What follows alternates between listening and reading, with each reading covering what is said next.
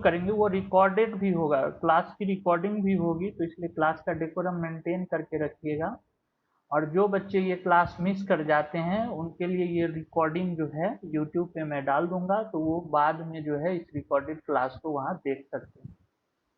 ठीक है, तो सबसे पहले अगर आप लोग याद करें तो कुछ दिन पहले एक मूवी आई थी ना पोखरन पे, परमाणु।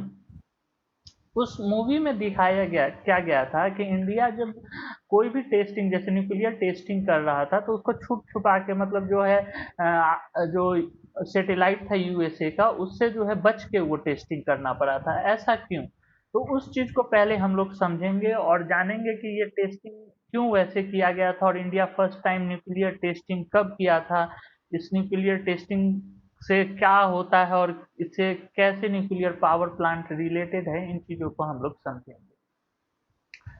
ठीक है, तो सबसे पहले अगर बात करें तो इंडिया जो है 1974 में फर्स्ट टाइम जो है उस समय इसने न्यूक्लियर टेस्टिंग किया था। और उसके बाद जो सेकेंड टेस्टिंग हुआ था वो हुआ था 1998 में। और इसी पे वो मूवी जो है परमाणु बेस्ड है, इसी पे आधारित उस मूवी को बनाया गया था।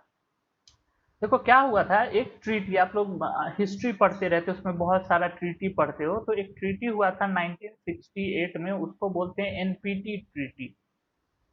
इसमें क्या बोला गया था कि 1968 से पहले जो भी कंट्री है अगर उसने न्यूक्लियर टेस्टिंग कर लिया है तो बस उन्हीं के पास ये न्यूक्लियर टेक्नोलॉजी रहेगा, उसके बाद कोई भी कंट्री जो है टेस्टिंग नहीं करेगा। ठीक है, तो उसके लिए ये ट्रीटी किया गया था और इसमें इंडिया को फोर्स किया गया था कि आप भी इसको साइन कीजिए, लेकिन इंडिया ने इससे साइन करने से मना कर दिया, क्योंकि हमारे दो बहुत अच्छे पड़ोसी हैं, एक पाकिस्तान और एक चाइना। ठीक है, तो इनको ध्यान में रखते हुए, क्योंकि इनसे पहले हमारी लड़ाई हो चुकी है, 1962 में चाइना से हुआ था और उससे पहले तो पाकिस्तान से हमारा आज़ादी के बाद ही हो गया था। तो इतने अच्छे पड़ोसी मिलने के कारण हम लोग क्या बोले कि नहीं, हम इस एनपीटी को साइन नहीं करेंगे, अगर हम साइन करते हैं तो क्या होगा, हम कोई भी टेस्टिंग नहीं कर सकते हैं। ठीक है, तो इस चीज से बचने के लिए इंडिया क्या किया, टेस्ट ये एनपीटी को साइन नहीं किया। और फर्स्ट टाइम इंडिया जो है 1974 में फर्स्ट टेस्टिंग जो है, इंदिरा गांधी उस समय की तत्कालीन प्रधानमंत्री थी, उनके समय ये टेस्टिंग किया गया था, लेकिन वो बहुत छोटा था। और अगर इंडिया में अगर न्यूक्लियर टेक्नोलॉजी के फाउंडर कह लो या उनके फादर कह लो तो वो है डॉक्टर जहांगीर भाभा। ठीक है, उन्हीं के नाम पे जो है बार्क, जो भाभा एटॉमिक रिसर्च सेंटर जो है मुंबई में, वो बनाया गया है। तो एनपीटी पे हमने साइन नहीं किया और क्या किया, 1974 में पहला टेस्टिंग किया, वो टेस्टिंग बहुत छोटा था। बाद में फिर हमने 1998 में यूएसए से बच के फिर टेस्टिंग किया, और तब जाके जो है हमारी, अगर कह सकते हैं तो, न्यूक्लियर फील्ड में नॉलेज बहुत अच्छी हो गई। उसके बाद हमने उसका यूज जो है टैक्टिकल वेपन बनाने में किया, मतलब जो है उसका जो है कुछ उस तरह के वेपन बनाने में, हथियार बनाने में यूज किया गया। तो ये तो एक छोटी सी बैकग्राउंड हो गई कि कैसे कैसे इंडिया में इसका डेवलपमेंट हुआ है। लेकिन इंडिया के पास इतना ही चैलेंज नहीं है। आपको ये चैप्टर इसलिए हमें लग रहा है कि डब्ल्यू में जोड़ा गया है क्योंकि इंडिया जो है अभी भी इस फील्ड में बहुत पीछे है। ठीक है, या पीछे कह लो, या चैलेंजेज है हमारे सामने बहुत सारा, तो उस चैलेंजेज को दूर करना है। तो अगर आप अच्छे से पढ़ेंगे और आगे चल के कुछ इस फील्ड में कंट्रीब्यूट करते हैं तो देश के लिए अच्छा होगा, इसलिए पढ़ना है। तो सबसे पहले क्या समझे हम लोग, एनपीटी समझे। एनपीटी पे जो भी साइन करेगा वो जो है टेस्टिंग नहीं कर सकता है, और इंडिया इसमें साइन करने से मना कर दिया। उसके बाद उसने 1974 में टेस्टिंग, फर्स्ट टेस्टिंग हुआ, और सेकेंड जो है टेस्टिंग जो है न्यूक्लियर टेस्टिंग हुआ 1998 में। ये हो गई बैकग्राउंड की बात। अब देखो जो न्यूक्लियर पावर प्लांट होते हैं उसमें यूज क्या होता है, सबसे पहले उसको समझना है। तो उसमें जो यूज करते हैं उस एलिमेंट का नाम है यूरेनियम। यूरेनियम जो है एक एलिमेंट है जिसको यू से रिप्रेजेंट करते हैं। उसका एटॉमिक नंबर 92 है और इसके बहुत सारे आइसोटॉप्स हैं, तो इसलिए इसका एटॉमिक वेट 235 भी हो सकता है, 238 भी हो सकता है, 233 भी हो सकता है, लेकिन जो नेचर में जो मिलता है यही 235 और 238 वाला मिलता है। आइसोटोप्स आप लोग केमिस्ट्री में पढ़ चुके होंगे। आइसोटोप्स जिनके क्या होते हैं, एटॉमिक नंबर सेम होते हैं लेकिन नंबर ऑफ न्यूट्रॉन्स डिफरेंट होते हैं, या एटॉमिक मास जो है उनके अलग होते हैं, उस तरह के एलिमेंट्स को जो है आइसोटॉप्स बोलते हैं। जैसे आप लोग पढ़े होंगे कि हाइड्रोजन और ड्यूटेरियम, ये हाइड्रोजन के दो आइसोटॉप्स हैं, इसका एटॉमिक 1 1 और इसका 1 2 होता है। उसी तरह एक इसका एक और होता है, उसका नाम हम भूल रहे हैं, ट्रीटियम शायद बोलते हैं, तो उसका 1 होता है और 3 जो है उसका एटॉमिक मास होता है। तो इस तरह से आइसोटोप्स का मतलब होता है जिसके एटॉमिक नंबर क्या होंगे, सेम होंगे, लेकिन एटॉमिक मास कह लो या नंबर ऑफ न्यूट्रॉन्स जो है वो अलग अलग होंगे। ठीक है, एक बच्चे का हैंड रेज है, पहले डाउट को ले लेते हैं।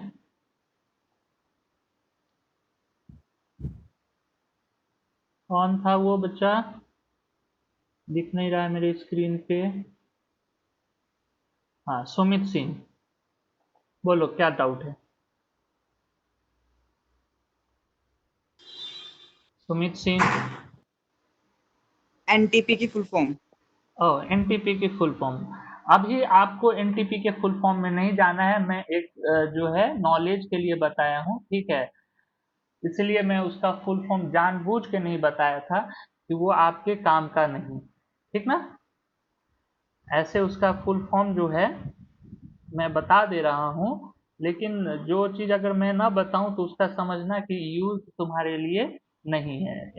एनपीटी का जो है फुल फॉर्म होता है नॉन प्रोलिफेरेशन ट्रीटी, ठीक है।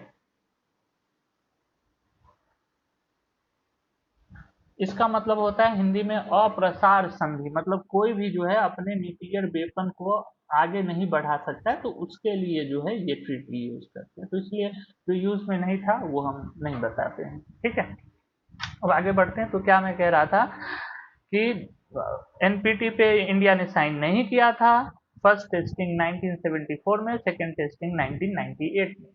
उसके बाद क्या बताएं कि आपको इसलिए ये बताया जा रहा है कि इंडिया के सामने बहुत सारा चैलेंजेज है, और क्या चैलेंजेज है वही अब समझने की कोशिश करेंगे।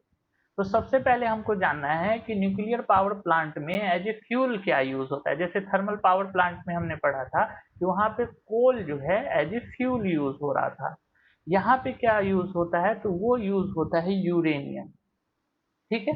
और यूरेनियम जो नेचर में मिलता है कुछ इस तरह से मिलता है कि उसके आइसोटॉप्स होते हैं, जैसे 235 और 238 के। तो इसका आइसोटोप्स का मतलब क्या होता है कि जिसके एटॉमिक नंबर सेम होंगे और एटॉमिक वेट डिफरेंट होगा, तो उसे आइसोटोप्स बोलते हैं, ठीक है। तो ये आइसोटोप्स का समझ गए। फ्यूल क्या यूज करेंगे, यूरेनियम यूज करेंगे। अब इंडिया के सामने चैलेंजेस क्या है उसको समझना है। जो ये जो न्यूक्लियर पावर प्लांट में जो uranium as a fuel use हो रहा है वो हमारे पास बहुत ही कम है, बहुत ही ज्यादा कम है, ठीक है। तो ये हम लोग क्या करते हैं, इंपोर्ट करते हैं, और इंपोर्ट करेंगे तो जानते ही हमें पैसा खर्च करना होगा, जिससे जो है हमारी सरकार का जो बैलेंस शीट होता है वो गड़बड़ हो जाता है। हम दूसरे कंट्री पे बहुत ज्यादा डिपेंडेंट हो जाते हैं, जो कि अभी चाइना के साथ हो रहा है ना। देखो इतना खराब रिलेशन हो गया फिर भी हम बायकॉट चाइना नहीं कर सकते हैं। आपके हाथ में जो मोबाइल है वो भी उसमें कहीं ना कहीं चाइना का सामान लगा हुआ है। घर में बहुत सारे ऐसे सामान है जो चाइना से ही बन के आया, तो वही बात है। तो अगर हमारे पास कोई चीज नहीं है तो हमें दूसरे से इंपोर्ट करना होता है, और जब दूसरे से इंपोर्ट करते हैं तो हम उस पर डिपेंडेंट हो जाते हैं। अगर उससे हमारा रिलेशन खराब हो गया तो या तो वो बहुत महंगा बेचेगा हमें वो सामान, या वो हमें देने से मना कर देगा। तो ऐसा ही यूरेनियम के साथ है। यूरेनियम हम लोग ऑस्ट्रेलिया, कनाडा, इन सब जगह से लाते हैं, लेकिन एक ऑप्शन है। वो ऑप्शन क्या है कि हम यूरेनियम के जगह पे एक दूसरा चीज यूज करें जिसको बोलते हैं थोरियम, और ये हमारे पास बहुत है। मतलब वर्ल्ड का 25% रिजर्व जो है थोरियम का वो इंडिया के पास है। तो इसीलिए ये जो है चैलेंज है हमारे पास न्यूक्लियर टेक्नोलॉजी के सामने, लेकिन अगर इसको हम प्रॉपर वे में डेवलप करते जाएं तो क्या होगा, एक मिनट बच्चा,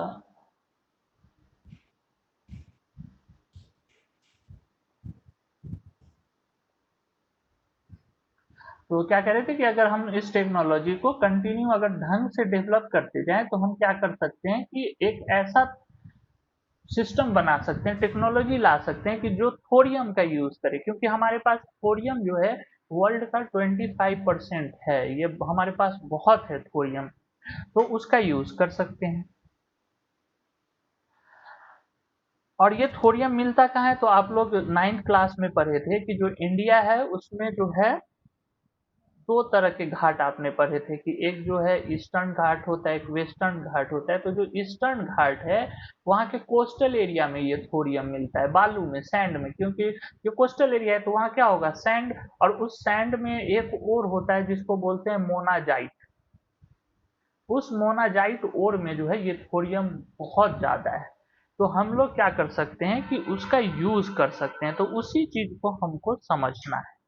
तो जल्दी से हम लोग एक बार फिर से रिकैप करते हैं, क्या पढ़े। सबसे पहले हम लोगों ने पढ़ा कि एनपीटी पे इंडिया साइन नहीं किया, क्यों नहीं किया, इंडिया ने कब कब टेस्टिंग किया, तो फर्स्ट 1974 में और सेकेंड जो है 1998 में। ठीक है, उसके बाद हम देखें क्या कि जैसे थर्मल पावर प्लांट में फ्यूल क्या यूज हो रहा था, तो वहां पे coal as a fuel use हो रहा था। तो न्यूक्लियर पावर प्लांट में फ्यूल क्या यूज होगा, यूरेनियम।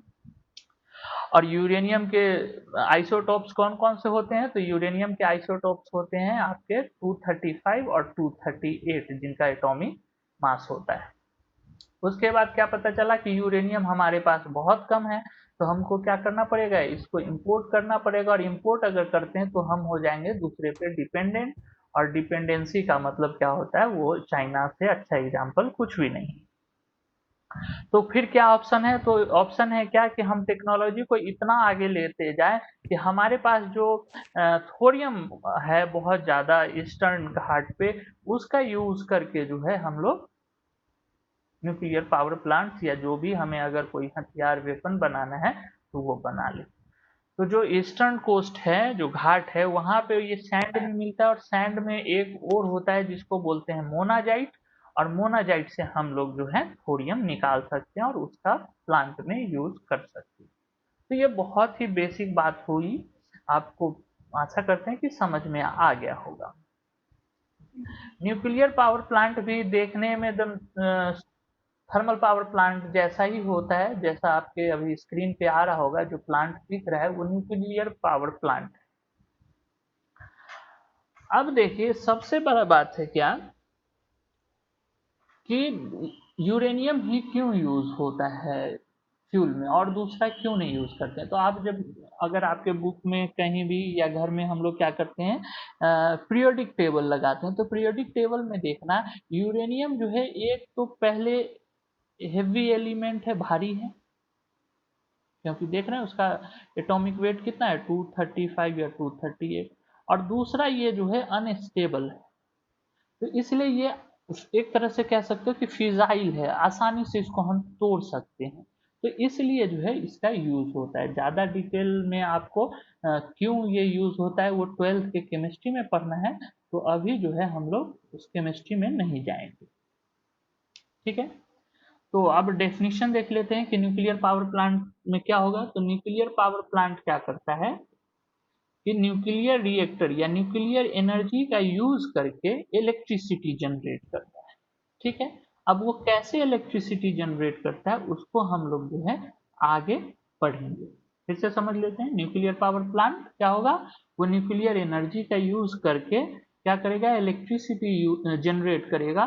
तो उस तरह के पावर प्लांट को जो है हम लोग न्यूक्लियर पावर प्लांट कहते हैं। अभी नोट करने की कुछ भी जरूरत नहीं है, आपको जो है मैं ये पीडीएफ क्लास खत्म होने के बाद व्हाट्सएप में शेयर कर दूंगा, वहां से आप आराम से नोट बनाते रहिएगा, क्योंकि आपके पास एक वीक का समय है, फिर नेक्स्ट वीक डब्ल्यूई की क्लास होगी इसीलिए।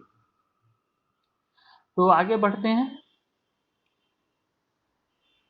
अब देखो क्या होता है नेक्स्ट में, कि हम लोग समझ तो लिए कि यूरेनियम जो है जो फ्यूल यूज हो रहा है, उसके आगे क्या होता है, तो जहां पे इस यूरेनियम बताए कि यूरेनियम हेवी एलिमेंट्स है, भारी है, और अनस्टेबल है, तो इसको तोड़ा जाता है, वहां पे तोड़ते हैं, ठीक है।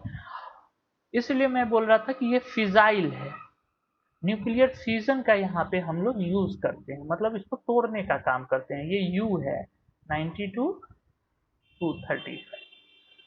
अब तोड़ते किससे हैं, तो इसको तोड़ने के लिए जो यूज करते हैं वो होता है न्यूट्रॉन।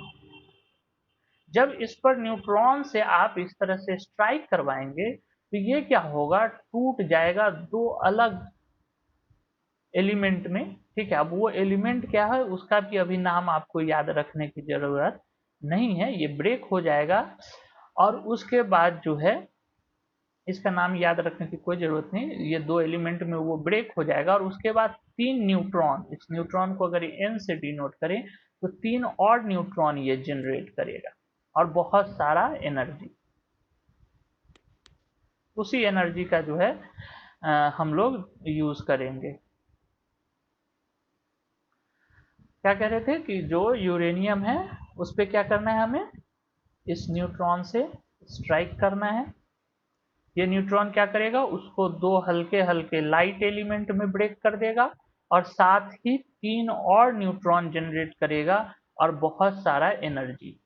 फिर ये तीन न्यूट्रॉन क्या करेंगे, तीन अलग अलग यूरेनियम को ब्रेक करेंगे और ये जब यूरेनियम फिर ब्रेक हो जाएगा तो ये तीन न्यूट्रॉन और जनरेट करेगा, बहुत सारा एनर्जी।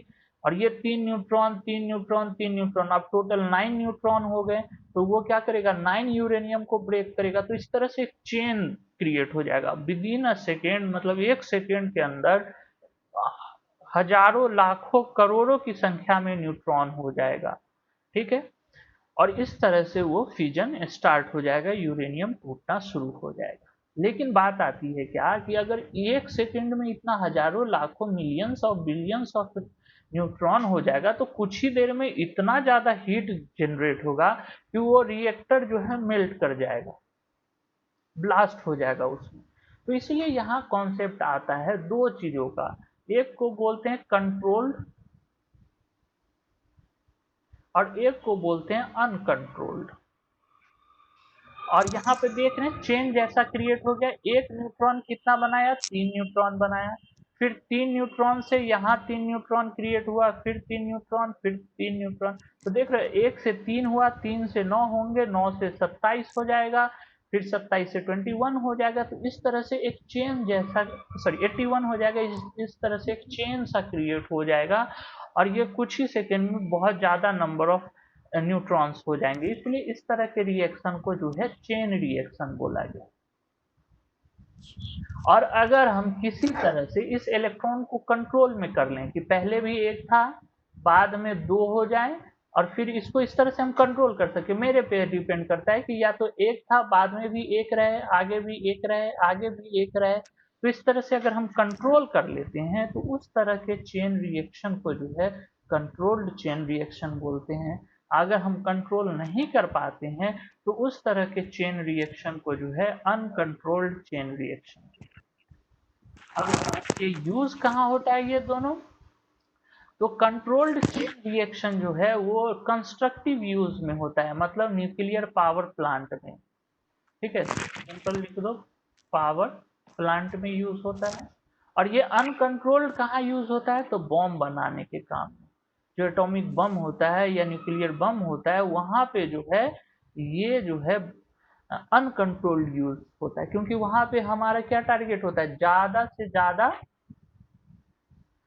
डिस्ट्रक्शन करना। तो इसलिए वहां पे हम चाहते हैं कि जितना से ज्यादा हीट जनरेट हो जाए, तो वहाँ अनकंट्रोल्ड चेन रिएक्शन। लेकिन जहाँ न्यूक्लियर पावर प्लांट है तो वहां पे हम कंस्ट्रक्टिव यूज करें, बस हमको हीट चाहिए उससे वो पावर प्लांट चल सके, तो वहां पे जो कॉन्सेप्ट यूज करते हैं तो कंट्रोल्ड चेन रिएक्शन का यूज करते हैं, ठीक है। बेसिक फंडा क्या है, फिर से हम लोग शुरू से एक बार रिकैप करते हैं। पहले एनपीटी की बात हो गई, फ्यूल की बात हो गई कि फ्यूल यहाँ पे यूरेनियम यूज होगा, यूरेनियम हमारे पास है नहीं, थोरियम है, तो उसके लिए हमें टेक्नोलॉजी को और ज्यादा डेवलप करने की जरूरत है। उसके बाद पता चला क्या कि यूरेनियम के आइसोटोप्स हैं, एक 235 और एक 238 एटॉमिक वेट वाला है। ये सब भारी एलिमेंट्स हैं, इसलिए जब इस पे न्यूट्रॉन से स्ट्राइक कराते हैं, बॉम्बार्डमेंट कराते हैं, तो ये ब्रेक हो जाता है। जो हल्के हल्के एलिमेंट्स में। उसके बाद आपको क्या बताएं कि जब वो ब्रेक होता है तो 3 न्यूट्रॉन और जनरेट करता है। वो 3 न्यूट्रॉन जो है 3 अलग अलग यूरेनियम एटम से फिर टकराएगा और फिर 3 3 3 मतलब इस तरह से 27 जो है वहां पे न्यूट्रॉन्स जनरेट हो जाएगा। तो बहुत ही जल्दी 1-2 सेकेंड में ही मिलियन बिलियंस ऑफ जो है न्यूट्रॉन्स हो जाता है और बहुत ज्यादा हीट जनरेट होने लगता है। तो अगर किसी तरह से हम कंट्रोल कर लें तो उस तरह के रिएक्शन को जो है कंट्रोल्ड चेन रिएक्शन बोलते हैं। वो पावर प्लांट में यूज होगा। और जब उसको हम कंट्रोल नहीं कर पाते हैं तो उसे बोलते हैं अनकंट्रोल्ड चेन रिएक्शन। और वो जो है बॉम्ब बनाने के में यूज होता है। ठीक है, इतना समझ में आ गया होगा। आसान है, लॉजिकल है, कुछ ऐसा नहीं है कि आपको याद करना पड़ेगा बहुत ज़्यादा। बस आप जैसे ही देखेंगे आपको सारी बातें समझ में आ जाएगा। नोट्स में ये सारा कुछ लिखा हुआ है, तो और आसानी से आप इसको जब लिखेंगे तो और आपका जो पढ़े हैं अभी वो रिकैप हो जाएगा, रिवाइज हो जाएगा। अब जो है इसमें भी एक समस्या है। यूरेनियम तो टूट रहा है, बहुत अच्छी बात है, इस तरह से हमको हीट मिल जाएगा। लेकिन समस्या क्या है कि समस्या कुछ इस प्रकार है कि नेचर में जो यूरेनियम मिलता है, अगर नेचर में हमारे यहाँ भी कुछ जगह है, जैसे झारखंड का जो रानीगंज जगह है, कोकराझार है, कोकराझार शायद यहाँ है, छत्तीसगढ़ में है। जो सिंहभूम का जो डिस्ट्रिक्ट है जहाँ से आप लोग 10th में अभी पढ़ेंगे ज्योग्राफी में कि बहुत सारा मिनरल्स मिलता है, तो वहाँ ये मिलता है। तो वहां से भी मिलता है। लेकिन अगर नेचर में जहां भी यूरेनियम, कोई भी कंट्री हो, वहां जो यूरेनियम मिलता है उसमें सबसे ज्यादा जो मिलता है 238। इसका जो परसेंटेज होता है उसमें, अगर कहीं से मान लीजिए माइनिंग की और इतना सारा यूरेनियम हमको मिला, तो इस यूरेनियम में जो है क्या होगा कि 92 238 वाले का परसेंटेज होगा 99.3%। और इसमें होगा 235 वाले का परसेंटेज 0.7%। कहीं भी अगर माइनिंग होता है तो वहां पे जो ओड मिलेगा, ठीक है, उसमें क्या होगा 238 वाले 99.3% होगा और 235 वाला जो है 0.7% होगा। और हमारे काम का यही है 235 वाला, बेसिकली इसी को ब्रेक करते हैं। बम्बार्डमेंट करके जो अभी तोड़ रहे थे, तो ये तोड़ रहे हैं 235 वाले को, और ये बहुत ही कम है, 0.7% है। तो एक टेक्निक होता है, उस टेक्निक को बोलते हैं इनरिचमेंट। उस इनरिचमेंट के थ्रू इसको हम इनरिच्ड कर देते हैं, इस ओर को क्या करते हैं, इनरिच्ड कर देते हैं। और जब इनरिच्ड कर दोगे तो क्या हो जाएगा, यू 235 वाले का परसेंटेज बढ़ के 3% हो जाएगा। अगर 3% कर दिए तो इसका यूज हम कहाँ करेंगे, रिएक्टर में। और इसी को और इनरिच्ड करके 90% अगर कर दें तब जाके बॉम्ब बनेगा। तो बॉम्ब बनाना इतना आसान नहीं है, क्योंकि इनरिचमेंट प्लांट सभी कंट्री के पास नहीं है। हमारे यहाँ तमिलनाडु में बन रहा है। ठीक है, तो क्या पता चला कि ये जो बॉम्बार्डमेंट करके जिस यूरेनियम को तोड़ रहे थे दो पार्ट में, छोटे छोटे सॉरी लाइट एलिमेंट्स में, हल्के हल्के तत्व में, तो उसमें क्या था 238 वाले का काम नहीं है, 235 वाले का काम है। और नेचर में सबसे ज्यादा मिलता है 238 वाला, तो उसके इसका परसेंटेज 235 वाले का परसेंटेज बढ़ाने के लिए इनरिचमेंट करते हैं। और उस इंगेजमेंट के थ्रू जो है इसका परसेंटेज बढ़ा के क्या कर देते हैं, 3%। अगर 3% इसका परसेंटेज बढ़ा के कर देते हैं तो ये कहलाता है आपका क्या, ये यूज होगा रिएक्टर में। और अगर इसका जो है परसेंटेज 90% कर देते हैं तो ये यूज होगा आपका इसमें, बॉम्ब बनाने में। तो ये बेसिक बातें हैं, इसको अभी कंटिन्यू करते हैं। उससे पहले आपके क्लास में जो है हम अभी प्रिंसिपल सर को जोड़ने जा रहे हैं, तो थोड़ा वो देखना चाहते हैं क्लास कैसा चल रहा है। तो अगर सर आए तो ठीक है, नहीं तो क्लास कंटिन्यू चलता रहेगा। तो उनको मैं एक बार मैसेज कर दूं, जो डिटेल है इनको कहाँ गया।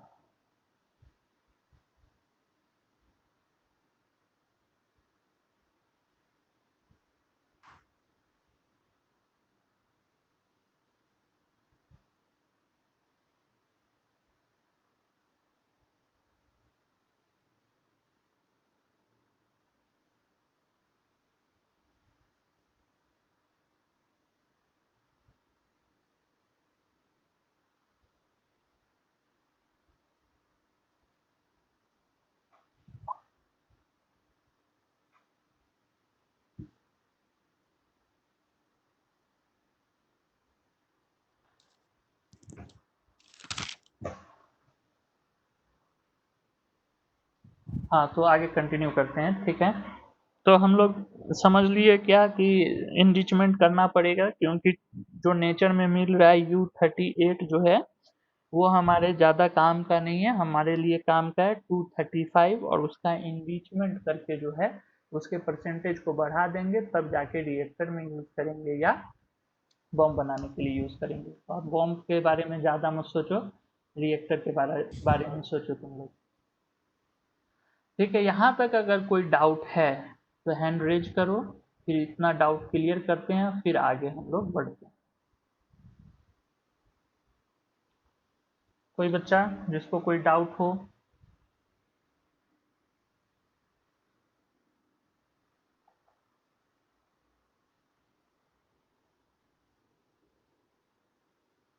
हाँ बोलो बच्चे।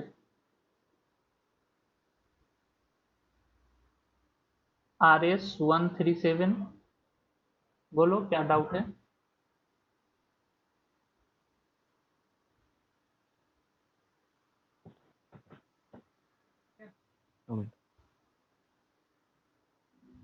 बोलो। हेलो।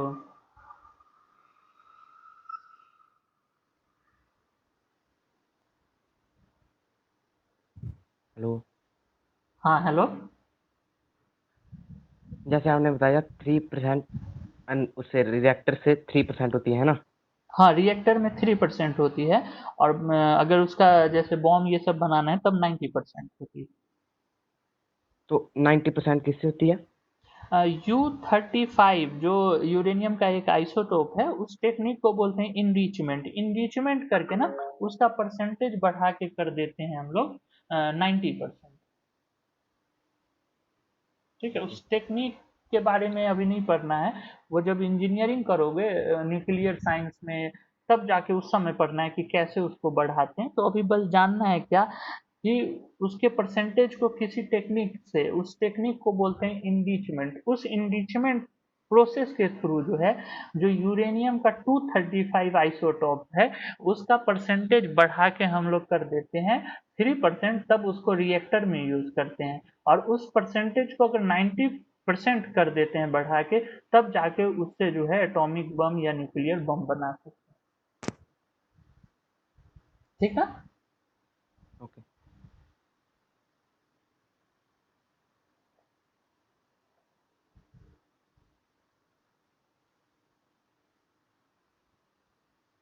अब जो है आगे बात करते हैं। तो आपको चेन रिएक्शन भी समझ में आ गया। चेन रिएक्शन क्यों बोलते हैं? क्योंकि एक न्यूट्रॉन 3 को क्रिएट करता है, फिर 3 9 को, और 9 फिर 27 को, तो इसलिए इसको चेन रिएक्शन बोलते हैं।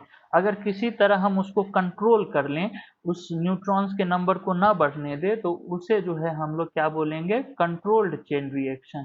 ठीक है। और अगर ये कंट्रोल हम लोग नहीं कर पाए, तो वो कहलाएगा अनकंट्रोल्ड चेन रिएक्शन। एक मिनट राहुल, बोलो राहुल।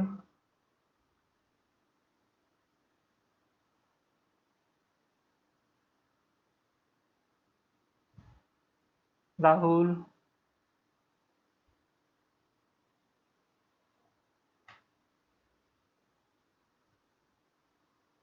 अच्छा, गलती से हो गया था। ठीक। तो क्या कह रहे थे कि अगर वो हम कंट्रोल कर लेते हैं तो कंट्रोल्ड चेन रिएक्शन होगा, अगर कंट्रोल नहीं कर पाते हैं तो वो अनकंट्रोल्ड चेन रिएक्शन होगा। अब बात आती है कि ये कंट्रोल किससे करते हैं? जितना सुन रहे कि कंट्रोल कर लिए नहीं कर लिए, तो ये कंट्रोल किस चीज से करते हैं? तो कंट्रोल करने के लिए जो यूज होता है उसको बोलते हैं कंट्रोल रॉड। ठीक है। ये कंट्रोल रॉड जो है ग्रेफाइट का हो सकता है, ग्रेफाइट आपके पेंसिल में होता है। ठीक है। बोरोन का हो सकता है, और बहुत सारे एलिमेंट्स हैं, उसका यूज करते हैं। ठीक है। ये एक्चुअली क्या करता है कि जो 3 न्यूट्रॉन जनरेट हुए थे उसमें से 2 को ये एब्जॉर्ब कर लेता है। ठीक है। तो जब ये 2 को एब्जॉर्ब कर लेगा, तो बचेगा कितना, बस एक, और फिर ये एक जाके जो है दूसरे यूरेनियम से टकराएगा, फिर इसको टकराने के बाद इससे एनर्जी रिलीज होगा, तीन और हो गए न्यूट्रॉन्स, उसको फिर उसमें से दो ये एब्जॉर्ब कर लेगा। तो इस तरह से हमेशा जो है उस रिएक्शन में एक ही न्यूट्रॉन खाली होगा जो कि टकराने का काम करेगा। तो इस तरह से जो है कंट्रोल चेन रिएक्शन में जो है एक कंट्रोलर का यूज करते हैं, कंट्रोल रॉड का यूज करते हैं, और उसके हेल्प से जो है इसको हम लोग कंट्रोल करने का काम करते हैं, दो एक्स्ट्रा न्यूट्रॉन्स को जो है एब्जॉर्ब कर लेते हैं। अब देखो, अब ये जो है एक ऐसे ही हम छोटा सा एक स्टोरी बता रहे हैं। क्या तुम लोग जैसे अभी पढ़ोगे या पढ़ लिए होगे कि कोल्ड वार, रसिया या रूस, रूस और यूएसए के बीच में जो है बहुत लंबे समय से कोल्ड वार चलते आ रहा है। मतलब वो ऐसे लड़ेंगे नहीं, लेकिन एक दूसरे को जो है नीचा दिखाने के लिए या जो भी उनका बिजनेस है ये सब को कम करने के लिए हमेशा वो एक दूसरे के पीछे पड़े रहते हैं। तो कोल्ड वार चल रहा था, तो रसिया एक नया शहर बसाया था, और वहां पे एक न्यूक्लियर पावर प्लांट लगाया गया था जिसको बोला गया था चरनोबल। चरनोबल, स्पेलिंग थोड़ा सा गड़बड़ हो सकता है, रसियन तो जानते ही हो, उनका स्पेलिंग बहुत अजूबा होता है। तो एक शहर बसाया गया, वहां चरनोबल न्यूक्लियर पावर प्लांट बनाया गया था। तो वहाँ पे ना बहुत ही यंग, मतलब बहुत ही कम एज के एक इंजीनियर को उस न्यूक्लियर पावर प्लांट का कंट्रोलर बना दिया गया था कि आप ही उसको कंट्रोल करेंगे। तो उसका एज 25 ईयर्स के अराउंड था, बहुत यंग हुआ ये एज एक न्यूक्लियर पावर प्लांट के मैनेजर के लिए। तो वो लोग क्या करते हैं कि हर महीने या कुछ महीनों पे टेस्टिंग करते रहते हैं कि अगर मान लो कोई डिजास्टर आ जाए, जैसे नेचुरल डिजास्टर क्या हो सकता है, अर्थक्वेक हो गया, अगर ओशियन के किनारे है तो वहाँ सुनामी आ सकता है। तो अगर कुछ वैसा कुछ होता है तो उस केस में जो है हम कैसे तुरंत जो है न्यूक्लियर पावर प्लांट को शट डाउन करेंगे, ताकि इसमें जो हम लोग न्यूक्लियर फ्यूल यूरेनियम यूज कर रहे हैं उसका कंटामिनेशन, उसका रेडिएशन बाहर ना जाए। ठीक है, क्योंकि जो यूरेनियम होता है वो रेडियो एक्टिव एलिमेंट होता है, उस अगर उसको बाहर रखा जाए और उससे जो रेडिएशन निकलता है, alpha rays, beta rays, gamma rays, वो हमारे लिए हार्मफुल है।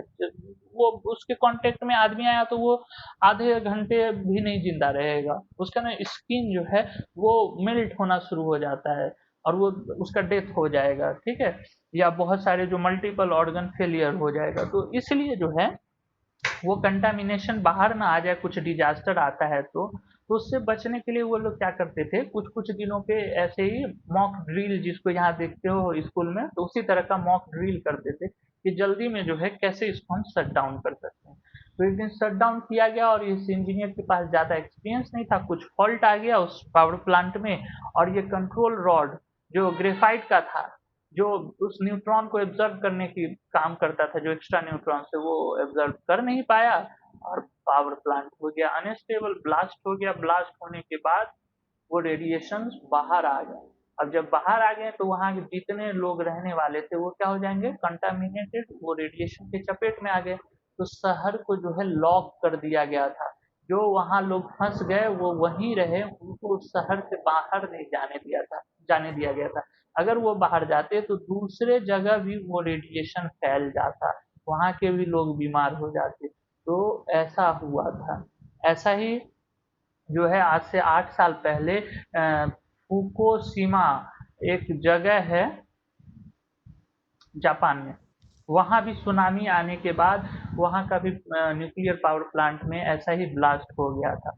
तो इसलिए जो ये न्यूक्लियर पावर प्लांट का जो तुम इमेज देख रहे हो अभी अपने स्क्रीन पे, ये इस तरह का, ये जो डॉम शेप है इस तरह का, इसी में वो रिएक्टर यहीं पे काम होते रहता है, यहीं पे यूरेनियम पे बम्बार्डमेंट करके तोड़ने का काम करते हैं।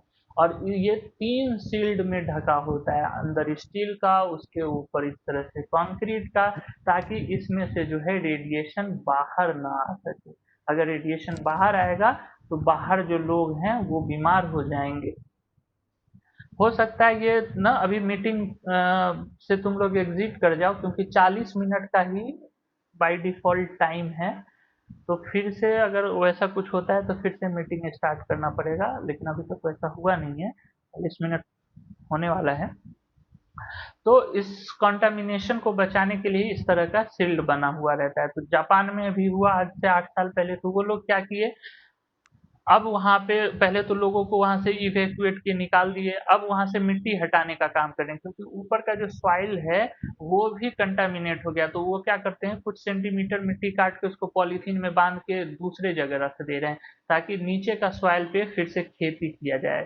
खेती नहीं करेंगे तो फिर खाएंगे क्या। तो इस तरह से ये जितना अच्छा है उतना ही डेंजर भी है। तो समझ गए। तो कंट्रोल रॉड कितना जरूरी है, अगर ये ना हो तो ब्लास्ट हो सकता है। और कंट्रोल रॉड में क्या यूज करते हैं हम लोग, ग्रेफाइट और बोरोन और बहुत सारा चीज यूज करते हैं। तो बात हो गई कंट्रोल रॉड की, जो कि नंबर ऑफ न्यूट्रॉन्स को कम करेगा ताकि चेन रिएक्शन जो है कंट्रोल्ड वे में चलता रहे। अब दूसरा बात जो है, एक जो होता है, एक को बोलते हैं मॉडरेटर। ये मॉडरेटर क्या होता है, तो मॉडरेटर क्या करता है, उस जो जो न्यूट्रॉन्स था वो बहुत स्पीड के साथ जो है जाके यूरेनियम के साथ टकराता है। तो उस स्पीड को कम करने के लिए जो है जिस चीज का यूज करते हैं उसको बोलते हैं मॉडरेटर। वो क्या करेगा बेसिकली, कि जो न्यूट्रॉन्स है वो बहुत जो तेजी से जा रहा था टकराने, उसको जो है वो स्लो डाउन कर देता है। और स्लो डाउन कर देगा तो थोड़ा धीरे धीरे वो रिएक्शन होगा, तो जो हीट जनरेट होगा वो अनकंट्रोल्ड नहीं होगा, इतना ही होगा कि जिससे हमारा जो काम है वो किया जा सके। तो वही सारी बात इस वाली जगह में लिखा हुआ है यहाँ पे, कि कंट्रोल्ड चेन रिएक्शन क्या होता है। ठीक है, नीचे फिर अनकंट्रोल्ड चेन रिएक्शन क्या होता है, कंट्रोल करने के लिए क्या यूज करते हैं, तो कंट्रोल रॉड। और मॉडरेटर भी समझ गए कि मॉडरेटर भी एक तरह से स्पीड को डाउन करता है, तो मॉडरेटर यूज करते हैं और कंट्रोल रॉड यूज करते हैं। वो सारा कुछ यहाँ पे दिया हुआ है। ठीक है, तो ये चीज हम लोग समझ गए, इतनी बातें। Uncontrolled chain reaction, controlled chain reaction भी आप समझ गए। तो उसका यहाँ पे, उसी का यहाँ पे इमेज दिया हुआ है कि कंट्रोल्ड में क्या करते हैं, ये जो एक्स्ट्रा था इन सबको हम लोग निकाल देते हैं, बस एक ही न्यूट्रॉन जाएगा टकराने। और अनकंट्रोल्ड में क्या होता है, तीनों न्यूट्रॉन जाके टकराता है, और इस तरह से कुछ ही देर में बहुत ज्यादा हीट जनरेट होता है। यहाँ पे बताया है कि ये न्यूक्लियर बॉम्ब में यूज होता है, और इसमें बताया है कि ये रिएक्टर में यूज होता है। ठीक है, और कंट्रोल करने के लिए कंट्रोल रॉड का यूज करते हैं, सो भी इसमें बताया है। अब देखो, और ये भी आपको हम बता दिए कि अगर जो यूरेनियम का ओर मिलता है उसमें 235 हमारे काम का है, क्योंकि उसी से सारा कुछ हो रहा है। तो वो कितना होता है, 0.7%। उसी को इनरीच करके अगर 3% कर देंगे तो रिएक्टर में यूज होगा, और उसी को अगर इनरीच करके 90% कर देंगे तो इस तरह से न्यूक्लियर वारहेड मतलब बॉम्ब बनाने के काम आएगा। तो ये भी हम लोग देख चुके हैं। अब आगे बढ़ते हैं। अब सबसे देखो जो अजूबा बात है, वो अजूबा बात क्या है, कि 1 kg uranium, sorry 100 gram of uranium, 100 gram of uranium जो है वो बराबर होता है, एक मिनट सुनिए कहाँ चला गया था।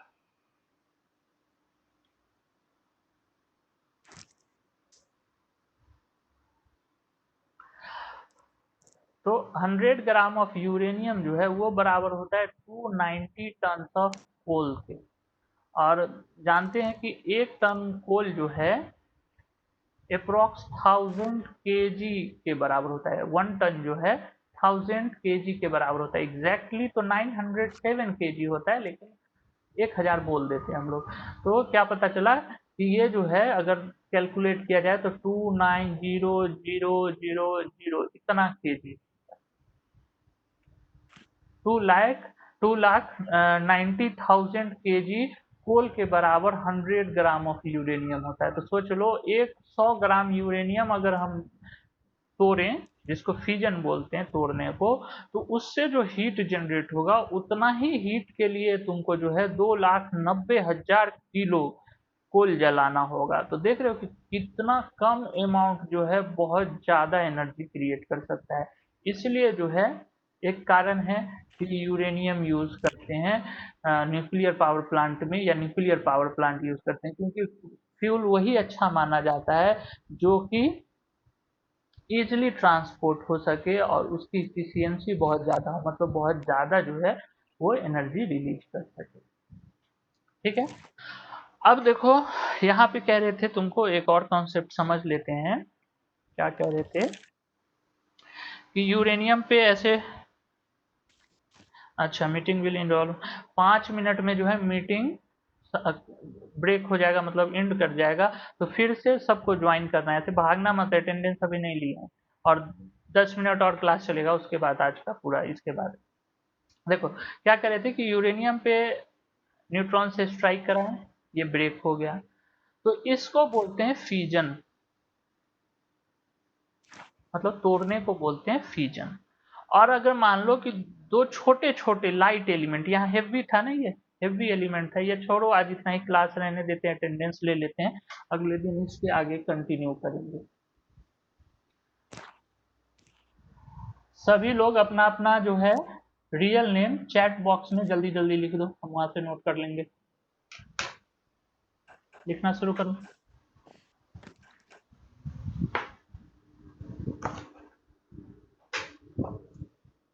रजनी, प्रज्ञा, सोनाली, चेतन, हिमानी, अक्षरा, मयंक, आतिश, रोजलिन, वंशिका, ऋत्विक, सुमित, कुमकुम, तरंग,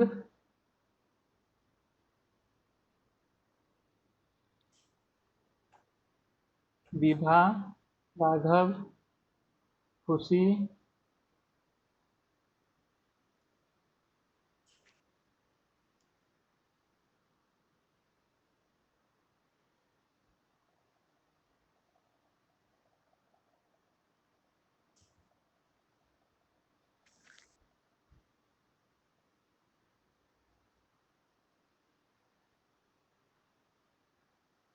आदर्श। और कोई बच गया क्या?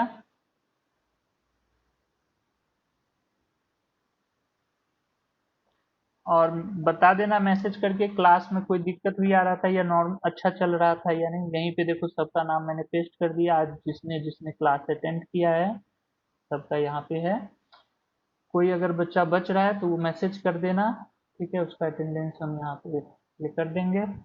और रिव्यू दे देना कैसा ठीक क्लास चल रहा था या नहीं, अगले दिन इससे आगे हम लोग कंटिन्यू करेंगे।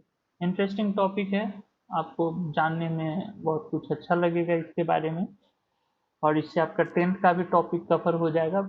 थोड़ा और इसको पढ़ लेते हैं, फिर 10th का जो सोर्स ऑफ एनर्जी है वो भी इसके साथ कवर हो जाएगा। ठीक है, तो मिलते हैं हम लोग नेक्स्ट वीक इसी समय। तो 1 मिनट में खुद ब खुद ये मीटिंग एंड हो जाएगा। 12 बजे मैंने शुरू किया था, 50 में ख़त्म हो जाएगा। कोई डाउट हो तो व्हाट्सएप पे मैसेज कर देना। चलो,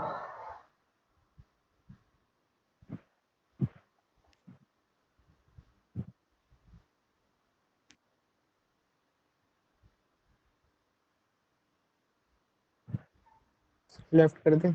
हाँ हाँ, लेट्स कर दो।